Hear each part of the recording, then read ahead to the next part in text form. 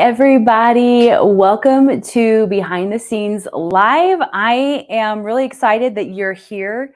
I know we're going to have people joining us, but this is really exciting because for the first time, we're actually streaming on Instagram at the same time we're streaming on YouTube and we're streaming on Facebook as well. So I'm excited to have people across all platforms joining us for this Behind the Scenes Live. So how this is going to go is we're going to photograph a recipe together, or I'm going to photograph heroes. I'm going to show you my process for heroes. We're going to talk through my setup. We're going to talk through the gear that I use.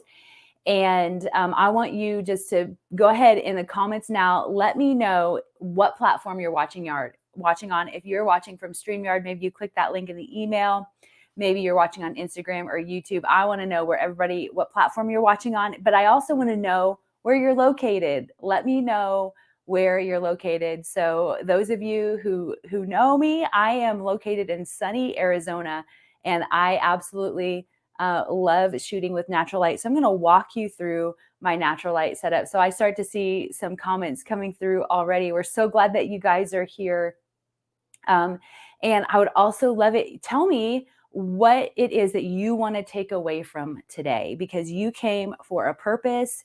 You came for a reason. And so maybe that's just, I need to know how to set up in light. I'm curious about the gear. I'm curious about how you choose styling supplies. Let me know in the comments below. And I might go back and forth between here and my computer, but we do have people behind the scenes who are going to be starring all of your questions and responses, so I can make sure to answer all of your questions throughout this live. So you're going to see me here on this main camera. And you can see some of my styling supplies and things back behind me. I normally shoot the other way around. So this is actually a first time for me shooting with the sun coming from the left instead of the right. And then we have a camera set up overhead. And this is going to allow you to see everything on my board as I am moving everything around, okay? So let's get started. So the very first thing that we're going to go through is our styling supplies and the things that I'm choosing. So first of all, I made, I should say, these really delicious pumpkin bundt cakes. And I have ready for the dipping a bourbon brown butter glaze. And let me tell you, I wish so much that you were here to eat these with me, but I guess I will have to eat them all by myself today. The recipe made a ton. And so I want to walk through styling supplies that I'm choosing for this recipe. But also what I'm going to do is kind of walk you through a couple of steps back. Whereas I'm not going to show you how I set up the ingredients or how I set up the process, but I am going to walk you through my thought process for that. So let me grab my pumpkin bundt cakes real quick, and then I'm going to get those on the board, and I'm going to walk you through then why I chose these styling supplies. So if you can throw up some of the things that people are saying. So I asked them, Christian, what their takeaways are. So go ahead and throw some of those up for us. Styling, all the things, I love it. I want to know about the gear and the lighting, curious about the whole ordeal. This is awesome. I'm so glad you guys are in the right place. And this video, absolutely, Lori, will be available for a replay later. So if you can only catch the beginning part, you'll be able to get the rest of it later whenever you're available. So I made these, and here's like a little food photographer hack is I actually keep these on hand, these big bakery boxes, because it's so easy to be able to store large amounts, or if I am feeling so generous to be able to share these with other people, I can just package it up and take it. So I baked these last night, and then I stored them in this box. Can you go ahead and open those for me? But I want you guys to see these. Of course, you've been around the block more than once, and so you know what pumpkin bundt cakes look like, right? These are little mini guys. They're so good. I really taped it. Really taped it well. And so these pumpkin bundts, if I get some out here on this tray. Oh my gosh. You guys, wait until you see these. I wish you could smell them. This is my grandma's banana bread recipe, and I can never leave well enough alone. So I actually was like, I wonder what would happen if I turn these into little mini bundt cakes. And if you know me, you know I'm obsessed with bundt pans. And so I have lots of bundt pans, as you can see behind me, but I'll show you this mini bundt pan here in a minute. But you guys can see the colors of this bundt pan, or these bundt cakes. And so they're warm, they're brown, they have a little bit of orange to them. So I have actually a cream colored board. And obviously these are for fall, right? This is a fall recipe. So whenever I'm picking my styling supplies, I'm going to be picking styling supplies that support the color, right? That complement the color of the food themselves. Itself. And then I'm also going to choose colors that are also working with the time of year that you're going to be seeing these pumpkin bundt cakes really used. And so I have this copper wire rack I'm going to use at some point. I'm going to walk you through how I photograph heroes from start to finish. So we're going to pretend it's going from like oven to finished product. So I just have it on this rack for now to show you. But my styling board is more of a cream. There's some texture back here. You can kind of see. So I love that texture because it just adds interest to the photo. I have these from Target. These are just like my go-to plates, or probably my #1 favorite plate, and they're just Hearth and Hand. And look, I'm the worst person. I've had these for like 5 years, and that tag is still hanging on. Hearth and Hand from Target. So what I like about these is the beveled edge is that they're not white. They're maybe a stone color. And the beveled edge just adds a little bit more texture and a little bit more interest. And so we're going to add that in. Now, because of the shape of the bundt cake, I want to show you these pans or these dishes like I considered using. I've got a little bit more texture, but I also wanted to be careful. Like I like how this one would work because it just kind of points everything into the center, kind of leads the eye right there. But I also want to be careful not to have like this swirl, right? This has a lot of texture going on, and even more so when we put that glaze on there. So I want to make sure that I have a dish that is going to really let that recipe, let that bundt cake shine, okay? So additional colors I'm going to be adding in, let me set this over here,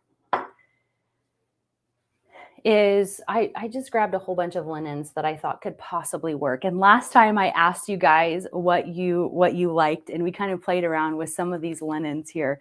But this is one of my favorites. You guys loved this last fall whenever I did a banana bread. So you guys absolutely loved that color. I have a cream. So if we go with our analogous colors, you know, this would be great.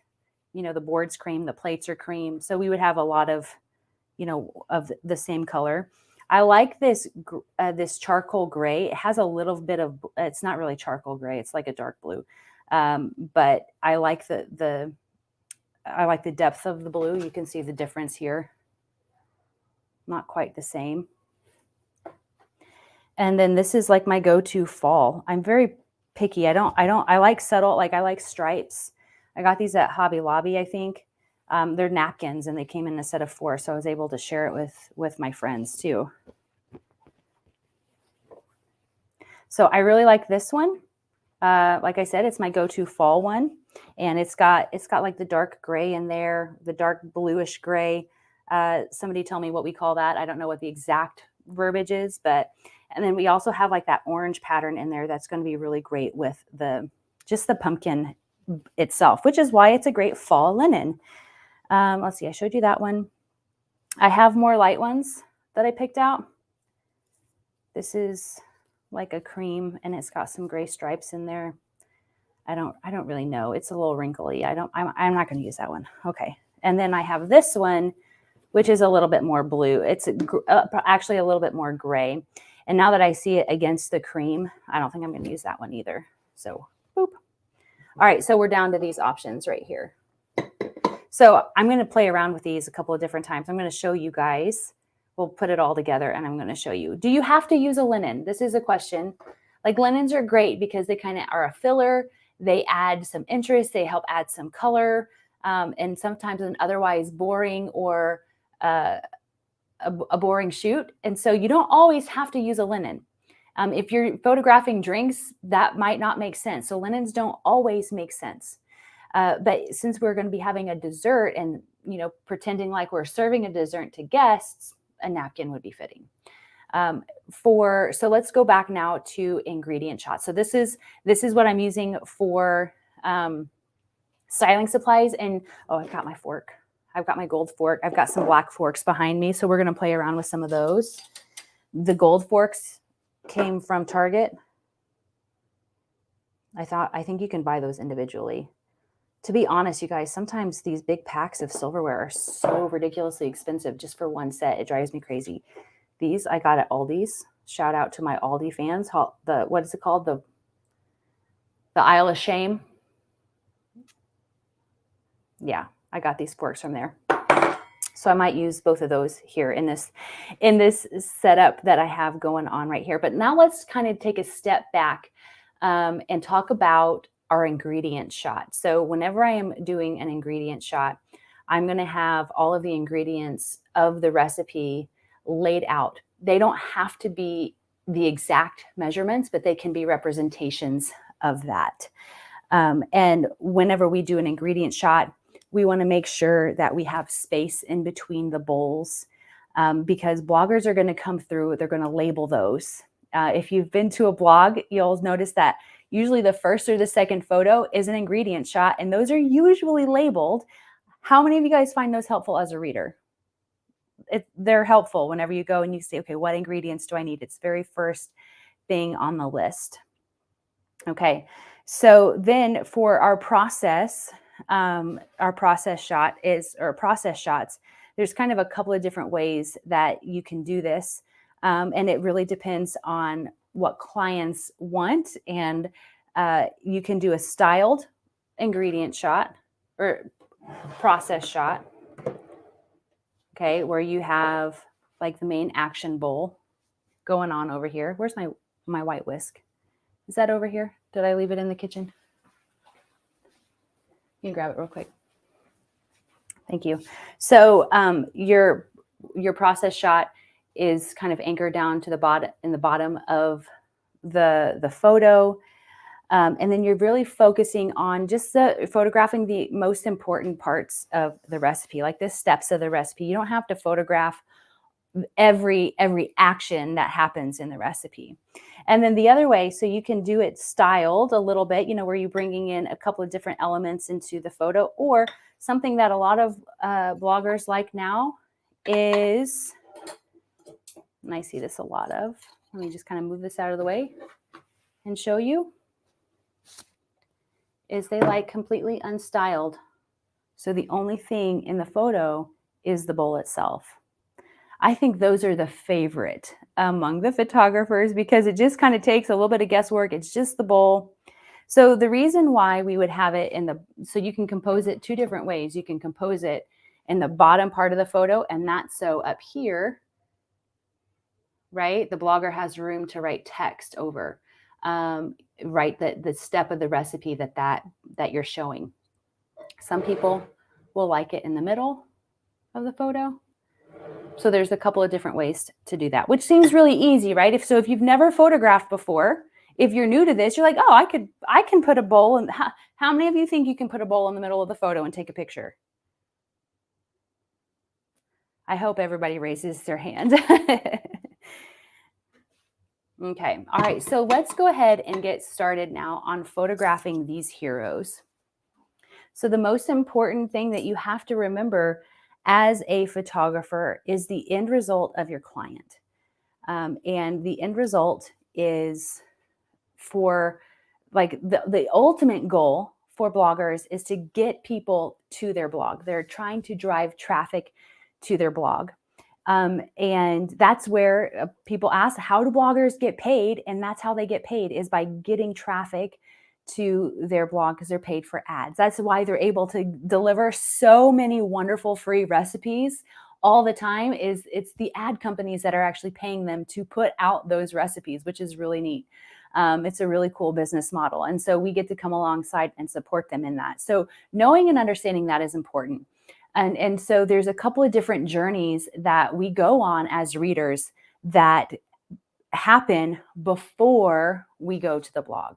So let's talk about what those journeys look like. The first journey a reader will go through is, you guys will relate to this one, I know it. When you're in bed scrolling at night and you see a recipe that you think looks amazing. You're like, why?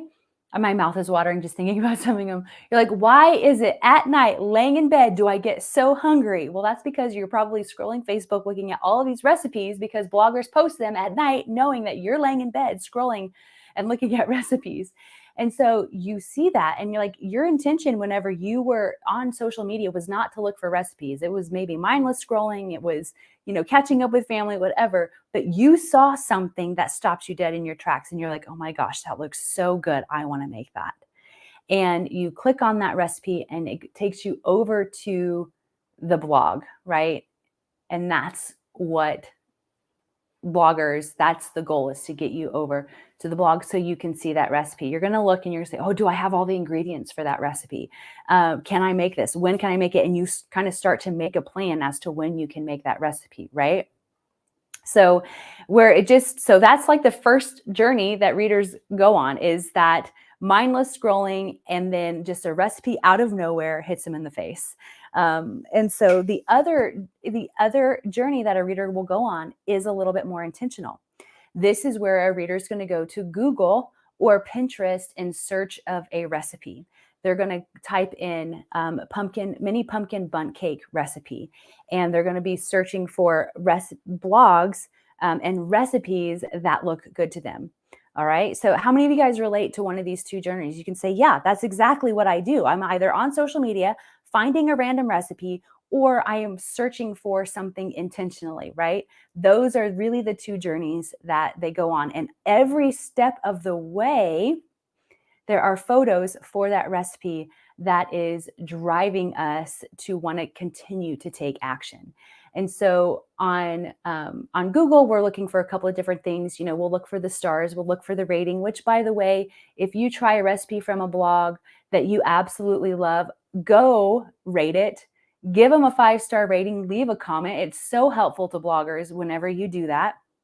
And so the other one is when you're on social, you're really looking for the thing that is the yummiest. And so those are so, so important, that we're getting those yummy, yummy shots. Okay. So understanding first and foremost, before we start photographing, knowing the reader's journey is so important of how they get to the blog.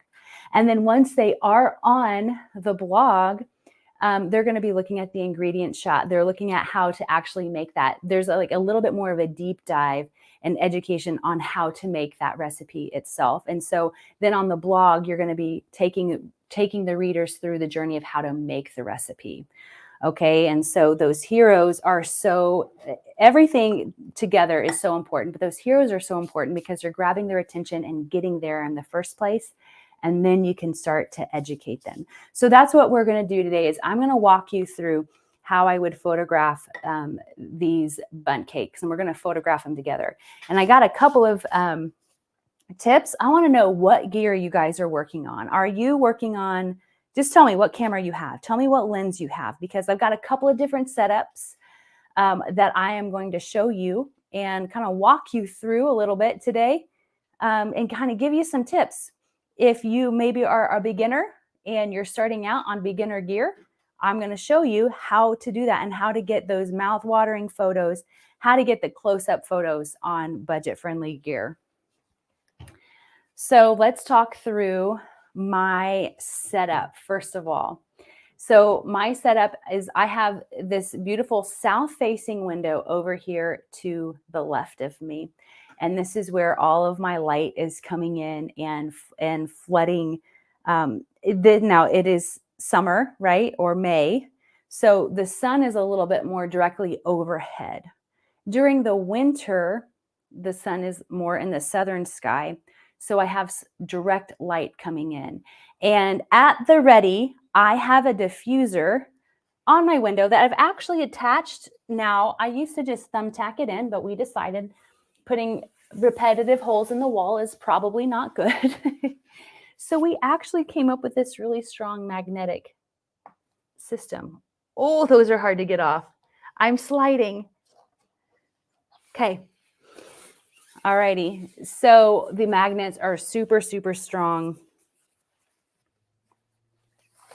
You just slide them down and it clasps that diffuser into place. Just like that. It's kind of amazing. These are really strong magnets. So just like that. So if the sun was coming in directly, I want to diffuse that light. But because I have some soft light already coming in that I don't have direct light flooding into my window, I'm going to take it down. And I can just pull it out. I don't even have to move the magnets now because they're that strong. There we go. And it's ready to go whenever I need it. So I can just use these little handy magnets. So I can do a little close up later to show you guys. So I have the window coming in. I have the camera that I'm going to be working on today is a Canon R5. This is a mirrorless camera. If you are a beginner and you haven't bought a camera yet, don't worry. You don't need an R5. So I got a couple of other options that you can start off with. Is my R6? Okay.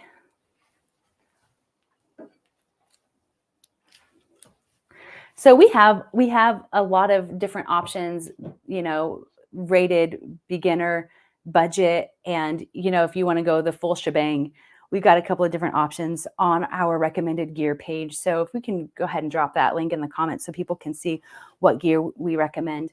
But this isn't an R6. This is a mirrorless camera.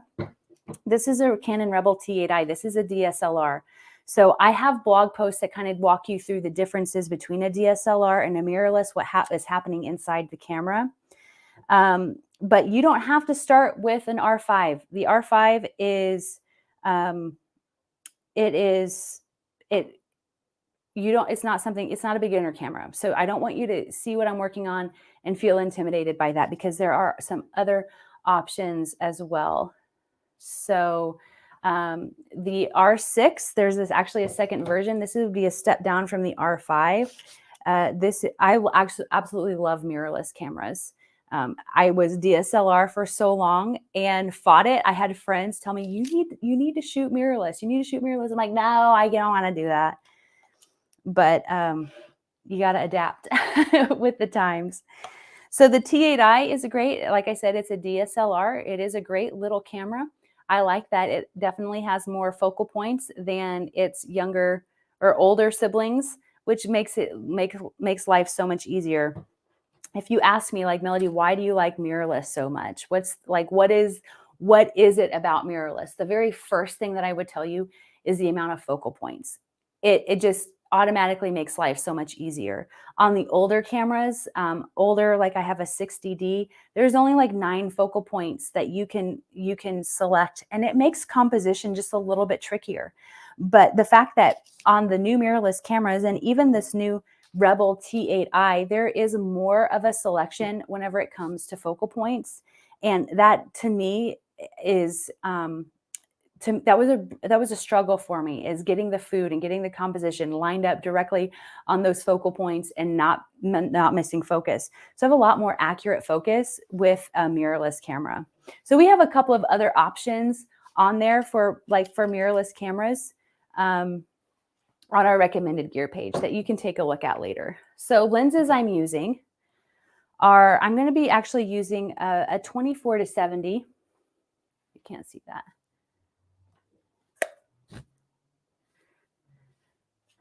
A 24-70 lens. It's a zoom lens. And this is a DSLR lens that I have mounted to my camera, to my mirrorless camera, and I just have an adapter for it. So you'll need an adapter. So you can use DSLR lenses on a mirrorless camera, you just need an adapter.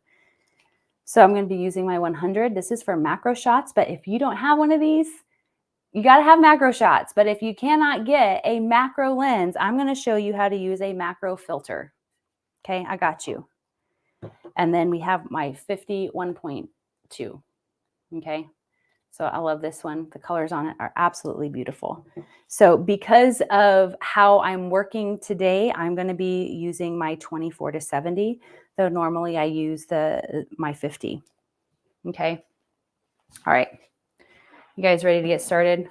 Finally, now that we went through all of that intro, let's get started. Okay.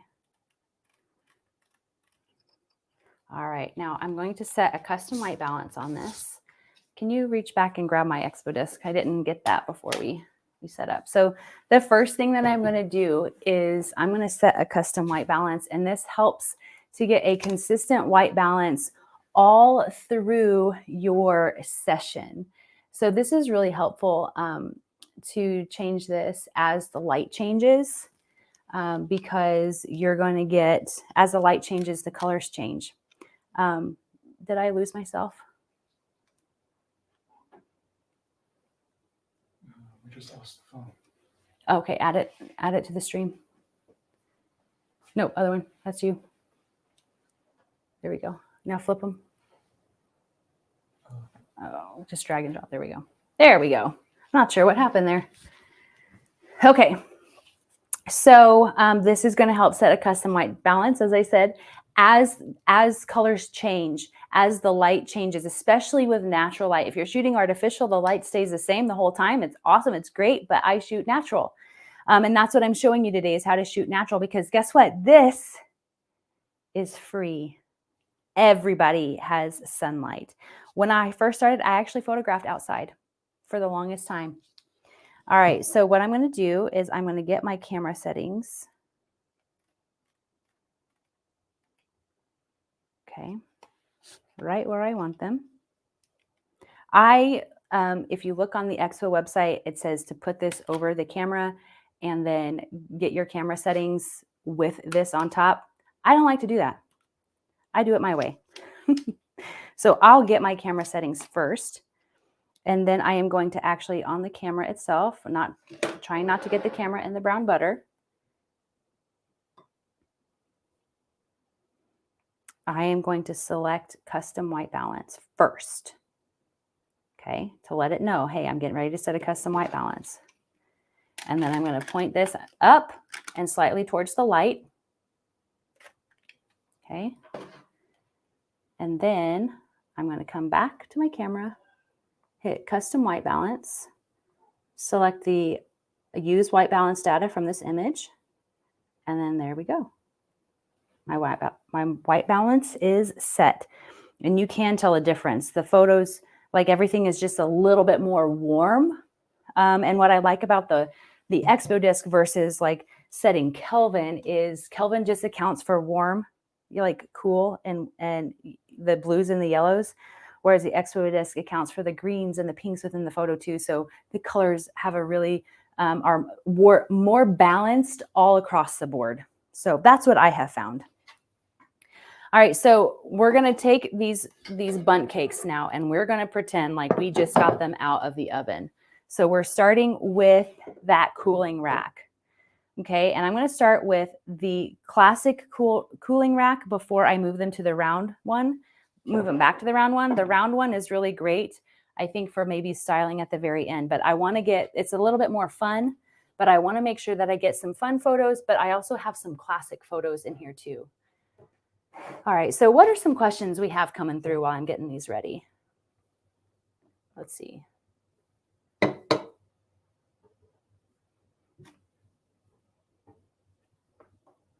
you see any questions, Ryan? Go to the start. So I'm using Christian's been starred. Okay. Do we have any questions? Question about light diffuser. It's called a light diffuser.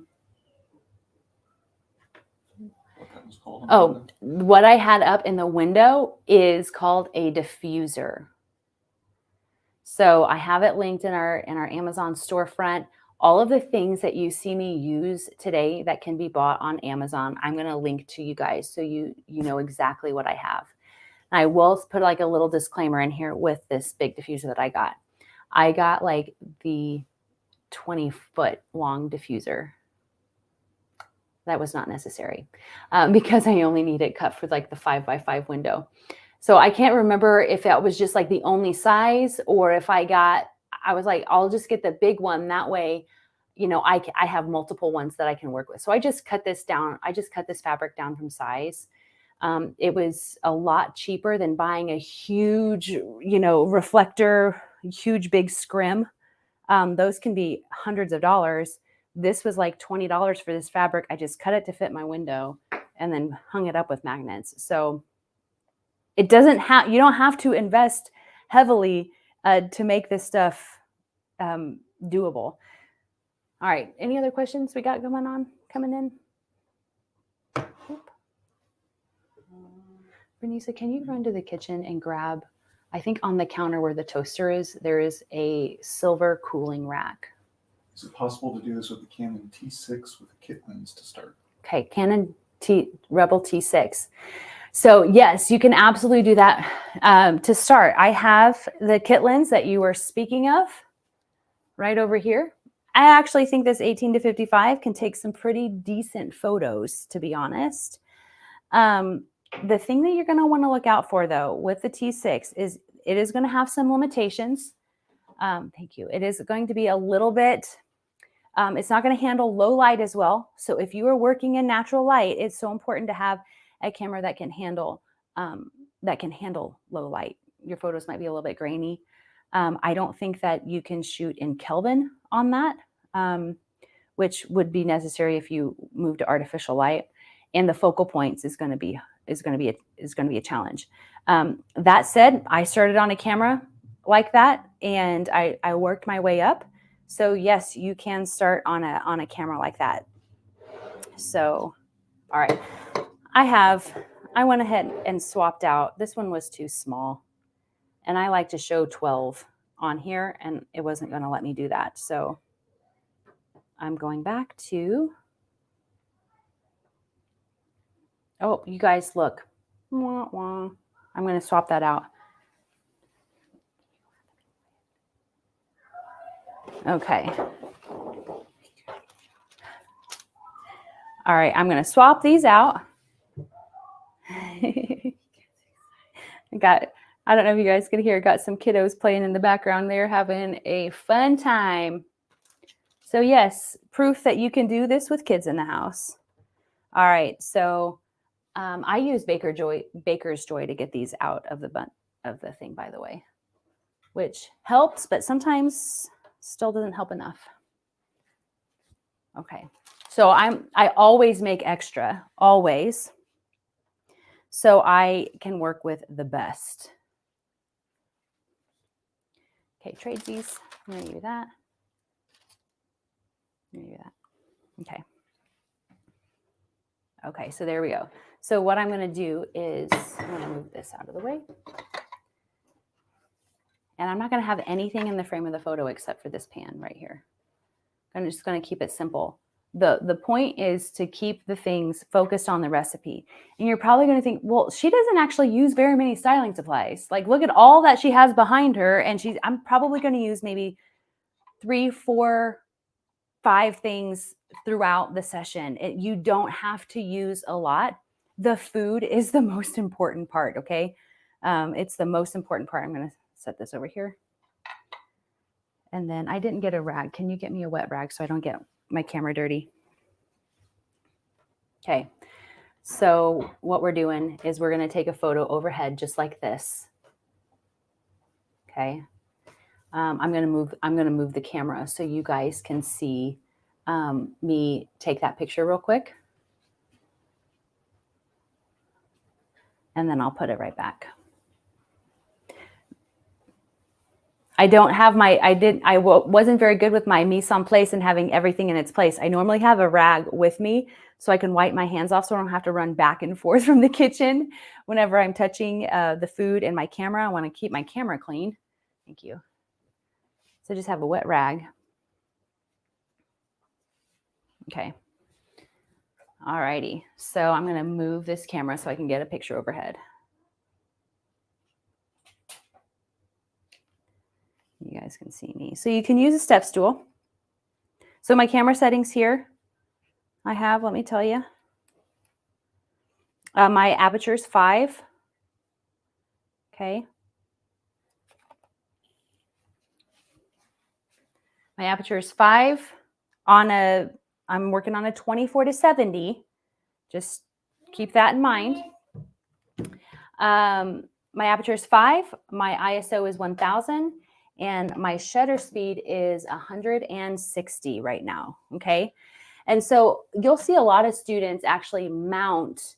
You can mount tethered overhead so you don't have to go up and down the ladder. I'm going up and down the ladder. It's a shame I don't have my watch on because I would have been able to get some steps. So I'm going to go up on my ladder. My lens is set to 50. I had manual focus on, not going to work. You want autofocus. Okay. And so let me show you what the back of that camera looked like. So I just filled the frame of the camera. I have that thing dangling there. Is that okay? Okay. I show you the back of the camera. I just filled the back of the camera, or I filled the frame of the camera with that whole entire thing. I can come back a little bit further, right? Give it a little bit more white space, but there I framed the camera, or the frame of the camera. Okay, so what I'm going to do now is I'm actually going to switch over to my 100 because I got all of them together. So the important part is to be able to show these textures and what the cake looks like coming out of the oven. All right, that's what we really want to show off. And so I'm going to swap over to my 100 and I'm going to get a 45-degree angle of the bundt cakes themselves sitting on this, sitting on the tray, the cooling rack. Yeah, okay.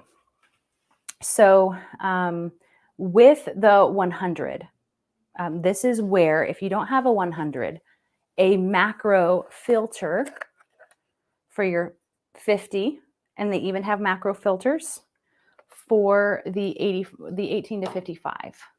Okay. And so this is where having one of these can come in really, really handy. I'll show you how I use that in a minute, because it can be a little bit tricky, to be honest. When you put these on, when I put it on for the first time, I was like, gosh darn it, that's not going to work. That's not working. Why isn't that working? And it took some playing around to really figure it out how to use it. So I'm going to show you that in just a minute. I'll show you on the back of I'll show you on the R5. Now, normally I'm going to go, I think, to the middle one. So I'm aiming right here. Okay. This is where I'm placing my focal point right there.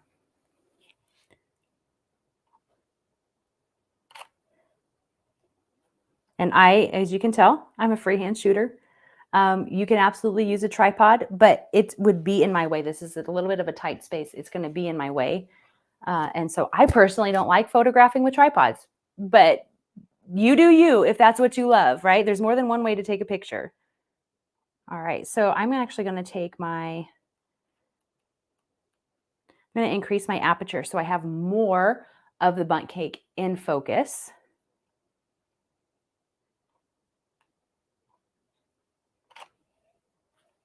There we go. I love the screen on the back of the camera. I could come in and hold it up to my face and do that. I find that this is easier on my body, not putting myself in those really weird cramped positions. Okay. And then I'm also going to come down and kind of get one straight from the side. Now, because of how I have everything set up for the live today, notice I sometimes I'll have a reflector over on this side of the photo, or of my table, reflecting light back on there. I don't today, so you can kind of get an idea of what I have going on. But because I'm coming down from the side,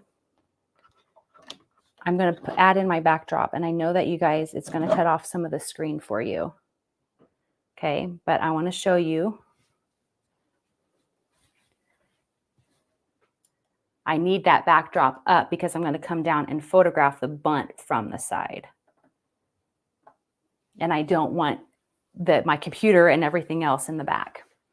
So because I have things in the back, or I'm going to be coming down from the side, I kind of want to fill the frame of the photo as well.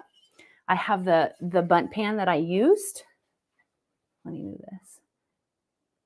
I have the bunt pan that I used that I'm going to put back there as well. I've got my glaze in the back of the photo. All right, and I'm just going to come down and I'm going to grab that side. Yeah, thank you. Grab this straight from the side. So yes, I can bring my body all the way down. I can bring my body all the way down, but I'm not going to. I'm going to be a little bit easier. It's a little bit easier. I'm going to move my bunts around though. I'm focusing on this one right here and shooting straight on. And I want to just move my bunts around because there's some air pockets, and that's fine. But whenever I'm photographing, I want to pick the nicest, cleanest, less, the prettiest one that I have. So pretty. I cannot wait to eat these. So I'm at 7.1 is my aperture. My ISO is at 2500. This camera can handle higher apertures or higher ISOs, okay? Not every camera can. In fact, if you're working on the Rebel T6, I would not recommend it because you're gonna have a really grainy photo. So now I'm gonna take this back.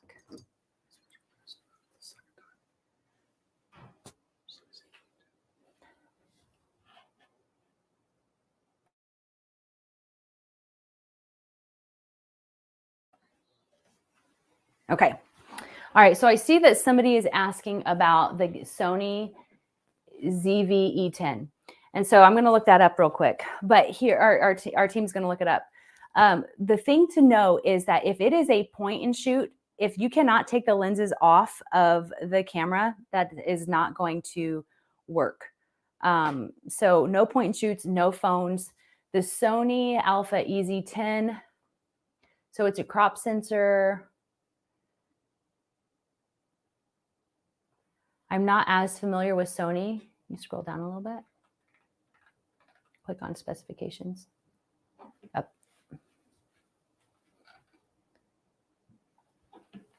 Let me just look at the specs real quick. So you want it to be able to shoot in manual, which by the looks of it, I think that you can.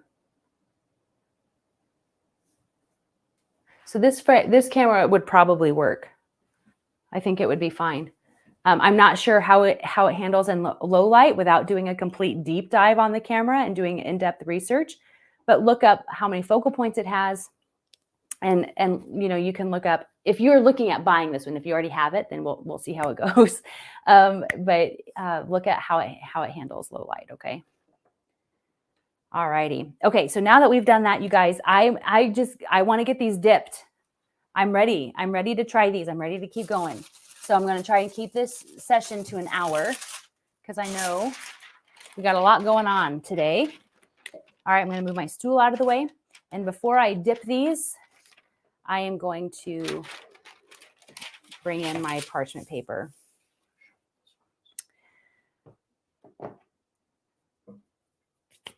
Okay.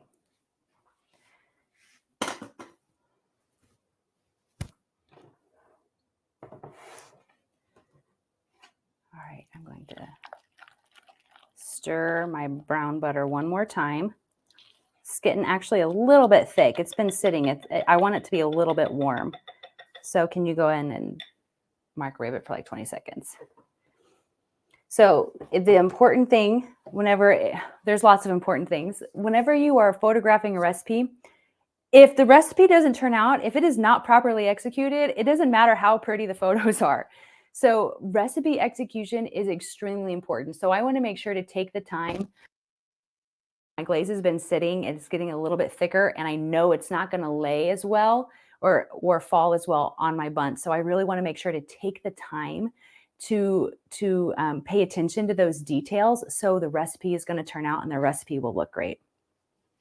So what I'm going to do is, I've got my little whisk here. She's going to make a little debut. This is from Crate and Barrel, and this is the best whisk. I got it at the outlet. Here we go. Just a little bit warmer. Okay, so I've gotten an overhead photo of all of them on the rack. I got my shot from the side. Okay. See, I'm not overshooting. You haven't seen me overshoot. You haven't seen me take 1,000 photos, right? I'm not going to, because I don't have to. Oopsies. Okay.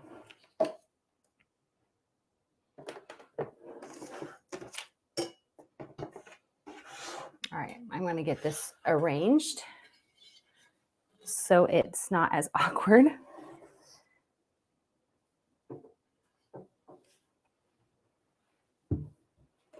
So what I'm going to show now, I try to avoid things like directly on the styling board. Okay, so having the paper or having the plate, especially like my main things. Like if I just had this spoon, that would be fine, but it adds layers and it just keeps things up off the board itself. Okay. So what I'm going to do is I'm going to dip this, and I'm actually, before I do that,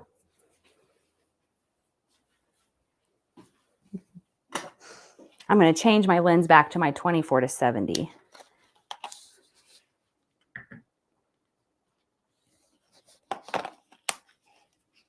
Okay, I'm going to check my white balance. Okay, things are looking good.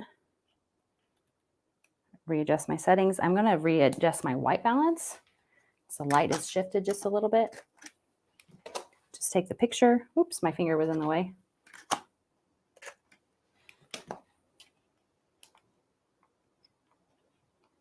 There we go. Okay.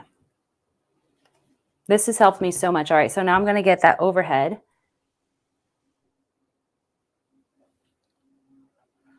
Just set that off to the side. I'm actually going to take my bunt, set it down in the glaze to show it being dipped.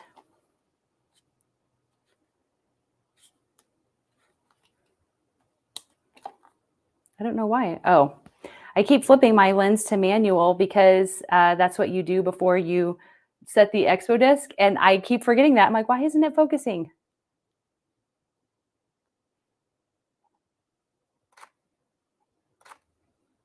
I actually don't like that. Oof. Oh my gosh, that's actually super thick.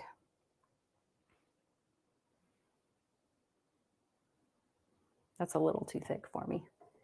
Can you go microwave it and then bring in the heavy cream too? I want it to be just a little bit thinner because I want it to show the shape of the bundt pan or of the bundt cake. And you can see it's filling in just a little bit. So I've got some extras. So I'll swap this out and I'm going to redo that. There we go. Cannot wait for snack time.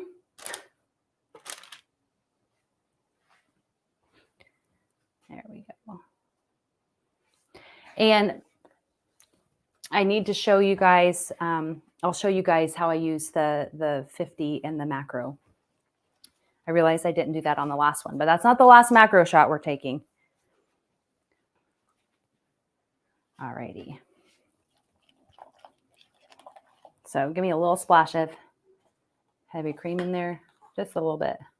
Yep, there we go. There we go.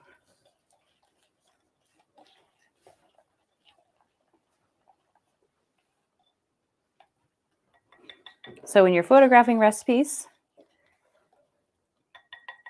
it takes time and attention and care. Like I said, paying attention to these details, because it doesn't matter the camera you have, and it doesn't matter your lighting setup and what equipment you have. If the recipe doesn't look good, the recipe doesn't look good.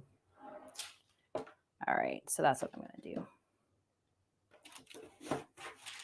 So sometimes I take a photo and sometimes I don't like it. Not every single photo I take turns out, and that's okay. Just bring that in here. Okay. So I'm going to try this again. All right, I'm going to make this really, really quick. That's the other hard part.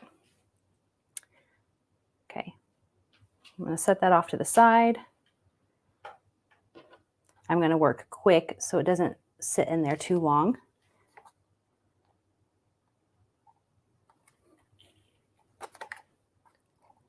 When you're working on a zoom lens, whether you're working on a 24 to 70 or the 18 to 55,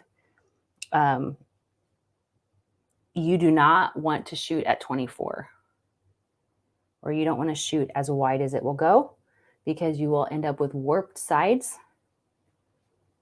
There we go. So now I'm just going to go through and dip all of these. I'm going to dip half of them, I think.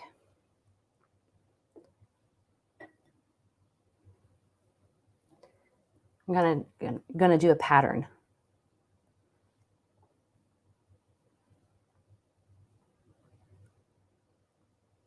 Okay, I'm gonna bring my camera back over so you guys can see. And I'm just gonna do a pattern. So we'll see half dipped and half not dipped.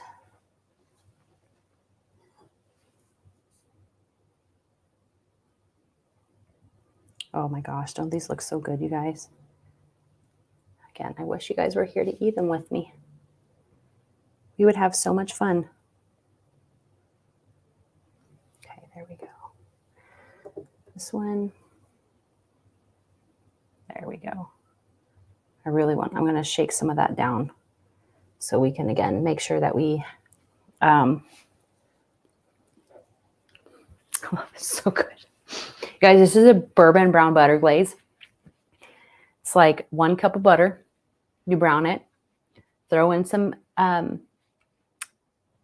this is my recipe, okay? I'm not following a blogger's recipe.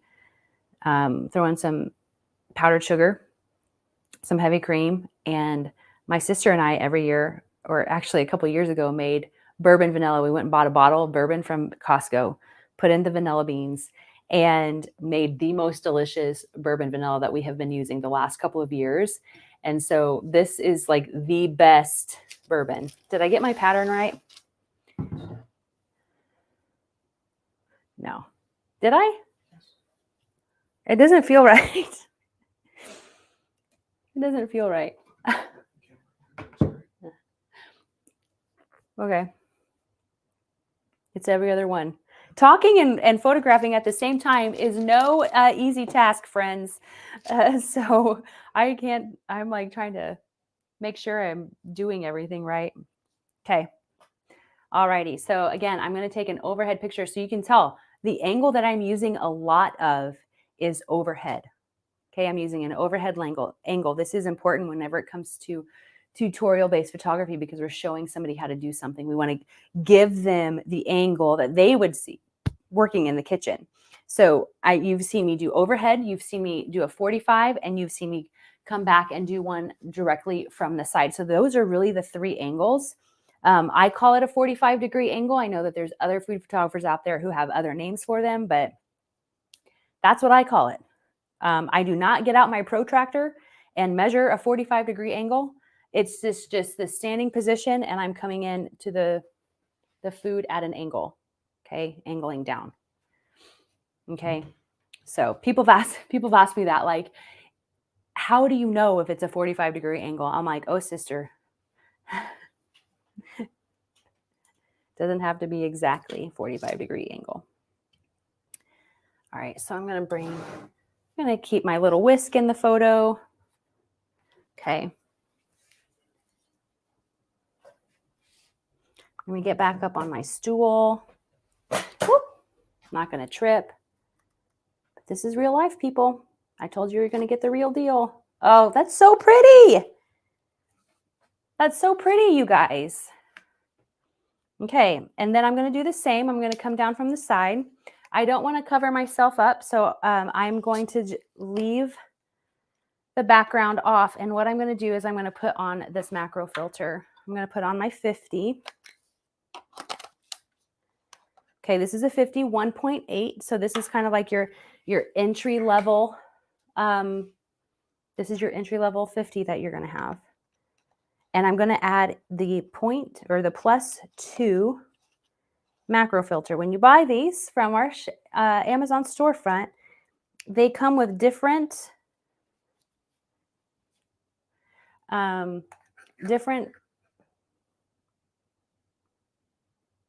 magnifications. So I'm just going to screw that onto the lens. So I'm using I can't get it to go on straight. Every lens, or most lenses, have a different thread count. So this is a 49 millimeter. The 18 to 55 is actually bigger. Has a bigger thread count. Can I get this on? There we go. Okay, so here we go. Whenever we use this macro filter, macro photos are so important to food photography. We want to get that angle, that close-up shot. Okay, we don't want to be far away. Yes, we also want to take photos that have some white space. Yes, we want to take photos that have some distance. But are those the photos that attracted you to that recipe on Facebook at 9 o'clock at night? No, it was the close-up, being able to see the drip, being able to see this drip off. So here's what I'm going to do. I'm going to come down from the side because this is going to take a little bit of some adjusting. Okay. And so, all right, I'm going to increase my aperture so I have more in focus. Will you be able to tilt that camera down so they can see me just a little bit better? Oh, kind of see me working. Yeah, just do the wheel. Hello. Okay, and I'm coming down from the side.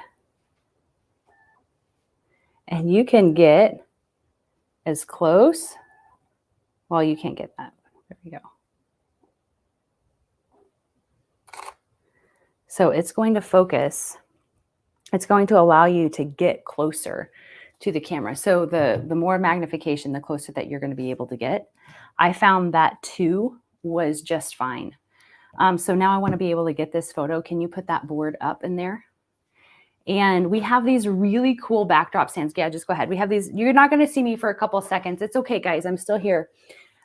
We have these really cool backdrop stands linked in our storefront that allows me to just stand that up. There we go. This is a noisy lens. Oh my goodness. I can hear it focusing. All right. Okay. All right. So I'm going to show you the photos that I took just now. We can go ahead and remove that.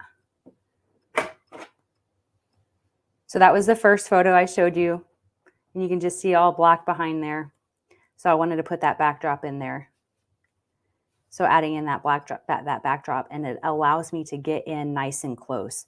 So I did one straight on from the side, and then I did one a little bit more of an angle, so you can kind of see all of the line of bunts behind it. Got a little bit closer, and then I did a landscape photo. And on my camera, you're probably looking, I have what is called dynamic symmetry on my photo. So anytime I go back and look back at we're going to adjust our camera angle. Anytime I go back and preview my, here we go. Anytime I go back and preview my images, I have that line of dynamic symmetry on here. And I absolutely love it because then it lets me know like how I need to adjust my photo. So I love that. Okay. All right. So I've got my photos here. I've got them glazed. What I'm going to do now is I'm going to move to a different serving rack. Okay. I'm going to go back to my round one, and notice I haven't even like brought in a linen. Everything here has just been focused on the food itself. And I think people, a lot of times, if you're new to food blog photography and tutorial-based food photography, you might be used to seeing all of these photos on Instagram or in magazines, and the styling is over the top, and that is actually not necessary. Some styling is great. You want to have some great composition, of course. You want to have great colors in your photo, but you don't have to go overkill with styling, because if you do, sometimes it kind of takes away from the recipe itself. Okay. All right, you guys, let's maybe answer some questions. Do we have any other questions that have come through?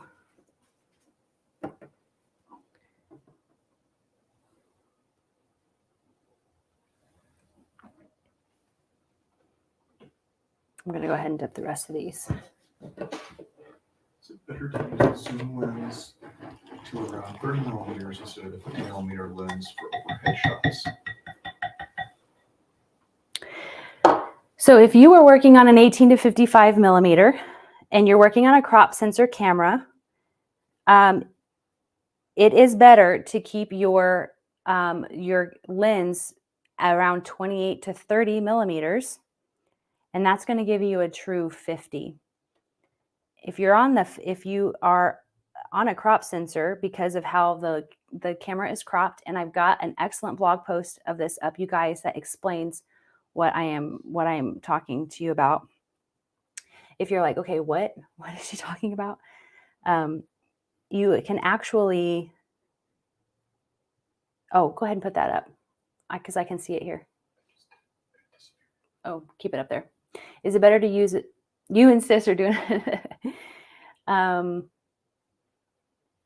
Yes. Okay, so if you have difficulty, Vanessa, with those overhead shots, definitely keep that lens at a 30 millimeter if you're working on the 18 to 55, because that's actually a true 50, like I said.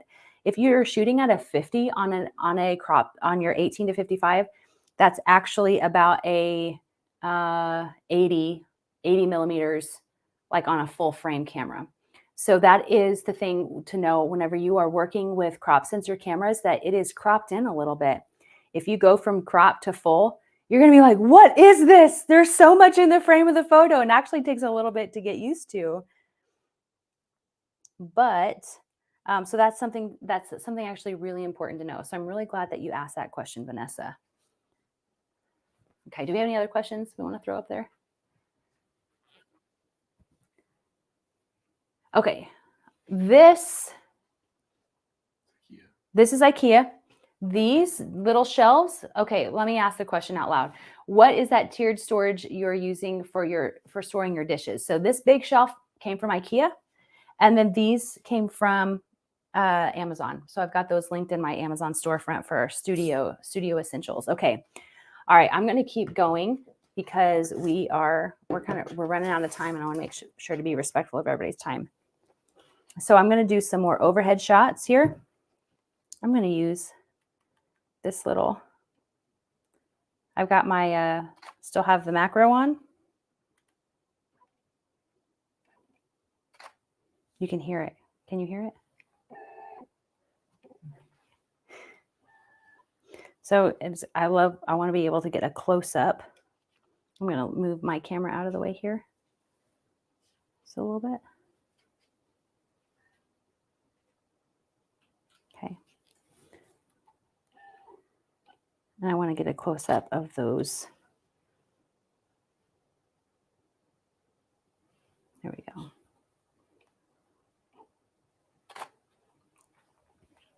Let's see, how are those looking?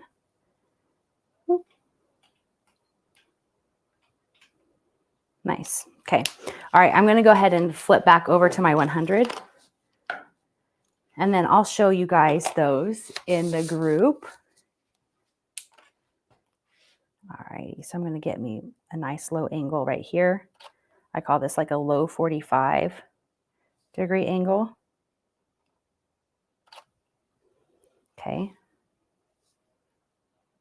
I'm so used to shooting on the right side of things because I want to shoot on the side that's closest to the light. And that's what I normally shoot on. So I keep gravitating over to the right side, but the light is coming in from the left side. So it's good. It's good to be challenged a little bit. Now, I don't have anything really else in the frame of my camera. I know I've got my messy cooling rack back there, but because of the angle that I'm shooting at, you actually can't see it.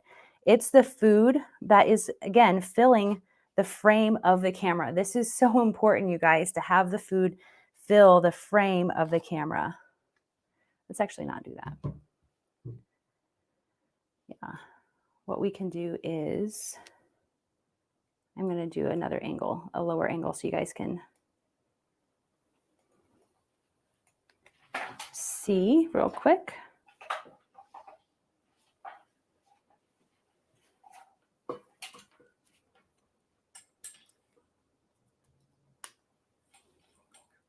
Okay. Nope, wrong way. Say hello, everybody. You guys got to see the computer behind the scenes. Here we go. There we go. Now we got two different angles where you can see me work. Okay. So I'm focusing on, let me come back this way a little bit. Okay, I'm focusing here on this one. It's closest to the light. And I have a low 45-degree angle. And it's filling the frame of the camera.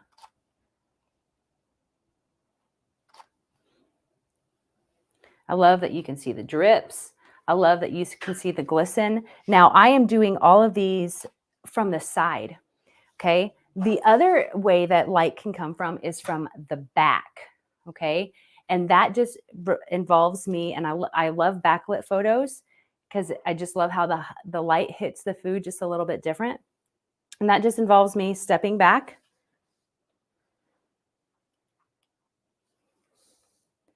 You have to be careful with this angle though, because what will happen is if I go all the way down here and I'm too low and I go from the side, everything is blown out back here.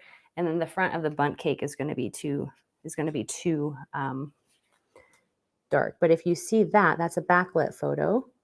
And I just love how the light glistens on those highlights right there. Okay. I'm going to grab some more overheads like this on the cooling rack. Grab it from the middle. I'm keeping the lines straight on my cooling rack. Okay, I want even space in between all of my bundts. All right, so straight lines. Here we go. Oops. I don't want fingerprints in there.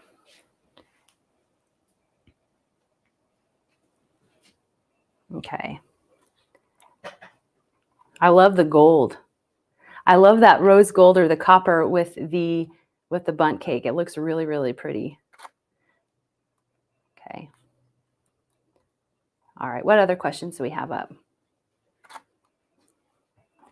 So I love if you get a camera, this articulating screen is so helpful. Okay, what's our question? Do you find very much noise in the final photo at higher apertures? At a higher aperture. Do you mean, are you referring to an ISO or aperture? Because those are two different things. The higher grain on higher ISOs is absolutely possible. It actually depends on the camera that you're using. It's really important to know and understand your camera because, for example, my 60D or the T8i does not handle low light as well as the R5, and I can do a higher aperture or a higher ISO on those cameras, and I won't see very much grain at all. Yes, that's what you mean, higher ISOs. Okay. Yeah, so that absolutely will happen on different cameras. That's why I'm like, with the T6, you're going to see grain on the T6 with a higher ISO. It's so important to know your camera and to know how it's going to handle lighting scenarios. So you know, okay, do I need to find better light? Do I need to move to artificial light? Knowing how your camera works is really important. It doesn't matter if you have an R5. If you don't know how to use the camera, you're not going to be able to take good photos with it. I have seen people with really nice cameras not know how to use them and still take really bad photos, or they don't know how to compose very well. All right, so I'm going to move on to my plated shots, okay? I could photograph these all day long, but at some point you have to just say, okay, it's time to move on. I got the photo. It's time to move on. All right, and that comes with confidence as you continue to shoot and stuff. Man, these are delicious. Let me get my fork ready. I need to get a new gold fork, guys. I'm starting to get rust marks on it. Maybe it's character. We'll go with that, okay? All right, so because I have all of these drips on the board, let's see, can we move this one? And move, and then I'll actually keep that there. We've got all these drips on the board. I'm gonna wipe those up.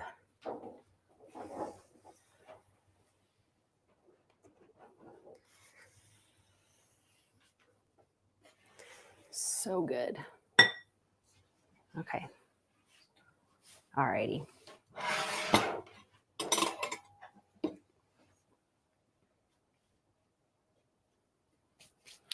All right, so here's where I'm going to bring in my linens. So I'm going to do a couple of different ones. I'm going to start with this.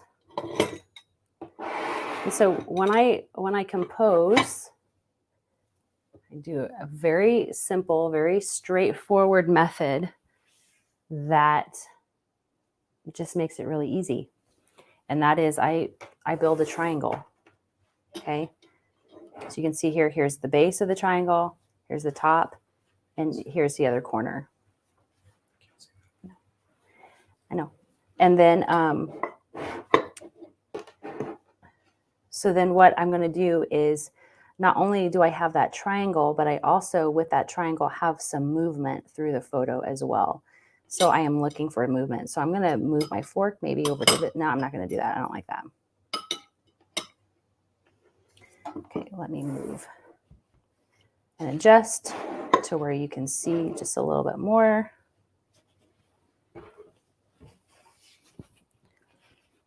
Okay. Alrighty. So again, this linen is not going to be in the, like, you're not going to see this a lot in the frame of the photo. You're going to see it just kind of peeking in to the corner.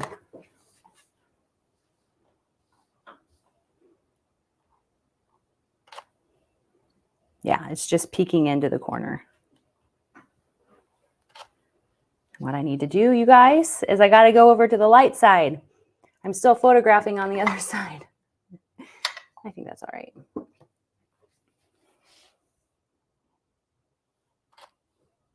There we go.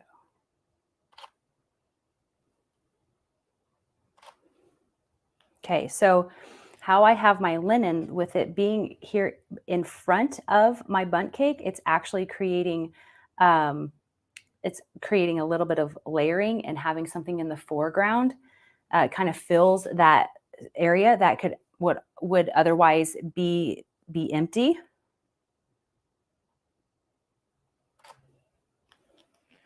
I'll show you what I mean there. So you can see it's just barely peeking in there. Now I could, if I wanted to, swap it out for one that was a little bit more colorful, and we can see how we like that framing the front. It's going to be just barely visible though.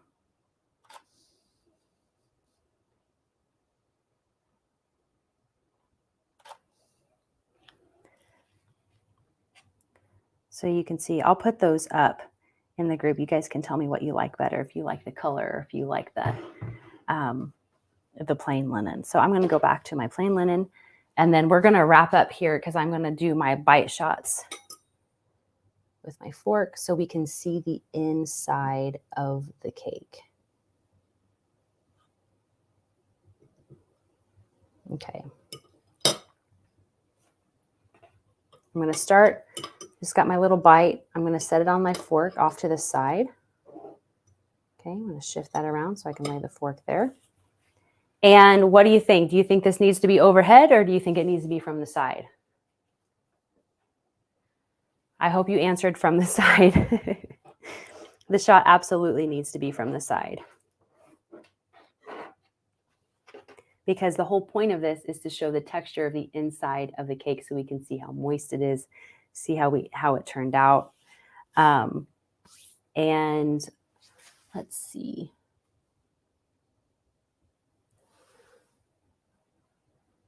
My heat gun would be really nice right about now. Can you grab my heat gun out? I'm going to do my heat. I'm going to add in my heat gun because I want to see some of the glaze dripping down into that bite. It's going to make it really yummy. So not a lot. Not going to add in a lot. Just enough heat to make it start dripping.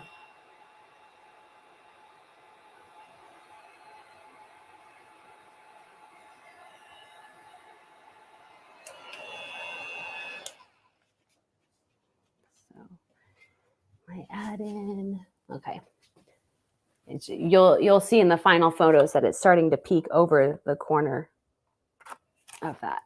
Actually, okay. This is going to take a little bit of work because I didn't like that bite shot. You can see the curvature of the bunt just a little bit too much. And I want it to be a little bit flat. So these require a little bit of patience. Oh my gosh. You guys are in for a treat. I've got two lovely assistants here. I got one in Oklahoma helping me, and I know that they are dying to eat some of this. All right. Okay, so I'm just angling it a little bit more towards the light.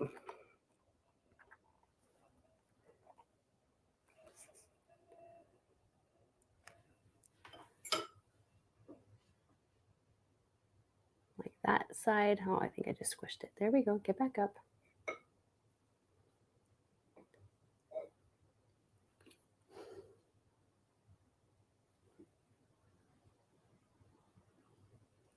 You're not going to see this cake over here off to the side. It's really good. There we go. Get that inside bite.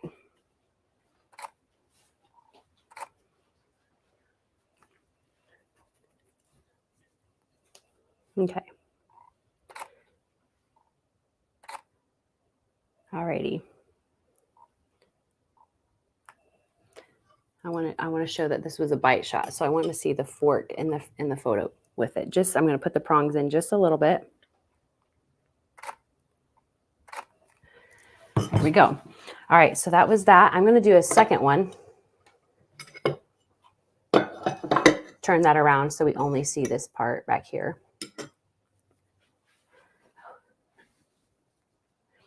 And this one I'm actually going to do an actual bite shot.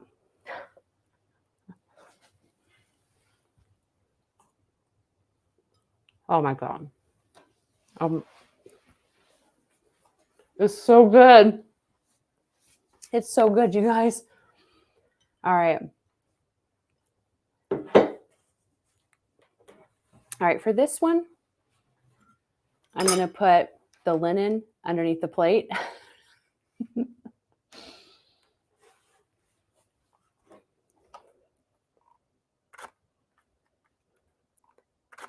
Let's show that.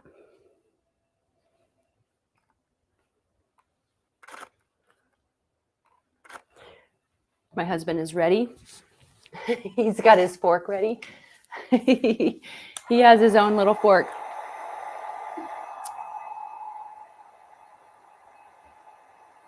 Just kind of reactivate some of that glaze, bring in some of the glossiness.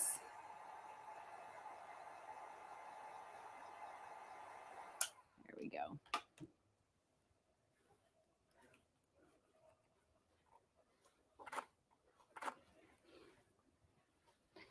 All righty. Okay. All right, you guys. I'm going to go through and answer some other questions that you guys have. Let me readjust this back up. So that is what I just took you through is how I photograph a recipe. So I start obviously out of the oven and take it all the way to like a plated shot. So how we would plate it, and then what it looks like eaten. So this really takes the reader on that whole entire journey from oven to table to being eaten. So they can start to picture their experience eating the exact same thing as well. All right. It kind of helps them visualize what it would look like to eat it. And sometimes it doesn't take much. Sometimes the recipes are so good. I can tell you, if you guys have ever had, if you've never had bourbon brown butter glaze, you must. It's so good. All right. So let's go through and take a look at some of these questions. So Christian, can you put up some of the questions that we have? Yes, Naomi, this is going to be available for replay later. So the table I am shooting on is a table from IKEA. What's great about IKEA is they have you buy the tabletop and then the legs separately, so you can buy different legs that you want. Do you have your mini bundt pan in the list? Okay, so Joanne, here you go. Here's so important. Yes, I have the bundt pan listed, but you've got to use Baker's Joy. So this is Nordic Ware. I actually think I bought this one from Williams Sonoma. So the one on Amazon, I don't know if it's the exact same, but it is Nordic Ware. And you have to use Baker's Joy spray. But even still, with Baker's Joy, sometimes it will stick a little bit. So I still have some like stuck in there from whenever I made these yesterday. But making sure that the pan is dry, you've used the Baker's Joy, and then letting it sit before you turn it out is also really helpful. All right, do we have any other questions?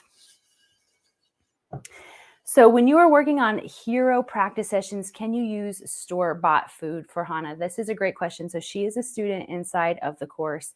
And yes, you can, especially if you're at that point. So I think something great would be like a store-bought pie. You can use, store-bought cupcakes. If you are really focusing in on camera settings and making sure you have a hero variety, when you're in the learning phase, it's absolutely okay to kind of take some of that pressure off and just focus in. That way you can focus on the camera settings, because when you start to focus on, I got to make sure this recipe turns out, your focus is divided two different areas. So if you are working on camera settings and you really want to make sure that you're nailing those, or you're working on the hero variety, yes, use store-bought so you can keep your focus right on the heroes or on the skill that you're learning. Okay, so the white gray surface that cleans up so well is, if you're referring to the styling board, it is a cream colored styling board, and we have all of these linked. This is a custom one I had made. We have all of these linked, though. There's all the different types of styling boards that you can get, so you can get those. We have some of those linked within our Amazon shop. Do you find it better to coordinate all your styling props during a shoot, or to have a variety of options for the customer to pick at the end, your switch from gold? So from rose gold to now gold. So I would keep it consistent. Here's where you have to be careful. It's like, this was a fall recipe, so all of those work. So I had the silver cooling rack, and then I switched to this rose gold one. So having both of those throughout the session is okay. The thing to remember, though, is sometimes recipes, it's better for the styling to be evergreen And I know I'm kind of getting into, I'm giving you probably more of an explanation than what you wanted here. But it's still important to note that whenever bloggers are looking at recipes, having evergreen styling is really important. So if you are doing like a fall recipe, style it for fall, but also take all the fall styling out of it and give them just regular evergreen styling, so they can share it in July and people not know it's a fall recipe, if that makes sense. So that's where I would be careful with styling, and to give the bloggers different examples. With what I did here, I would add both of those into the gallery. So what direction should spoons, knives, and forks face? That's a great question too, and it depends on the composition of the photo that you're going for. I typically like to have my forks, going up like this. Though if you look in the course when we talk about the golden triangle, you might want to have your fork go this way, diagonal through the photo. All right, so it really depends on the composition. Avoid straight horizontal, okay? I would avoid even straight vertical. I would always try to keep it at an angle, okay? But it does depend on the composition.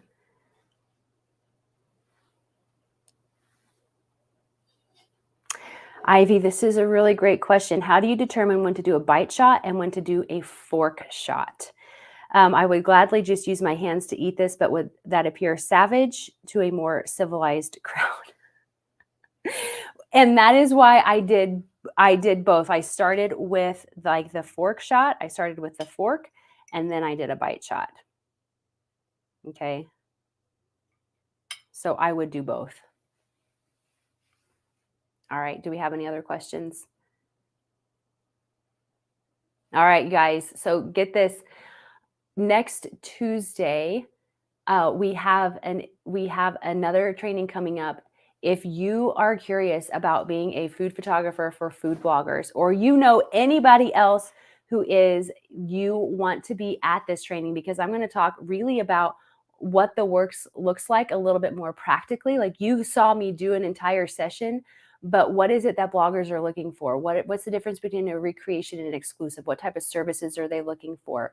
We're going to talk about what type of styling supplies that you can start with, and we're going to talk about the gear that you can use to get started. So if you have questions about the gear, make sure you come on Tuesday, May 21st. I'm going to be sharing that.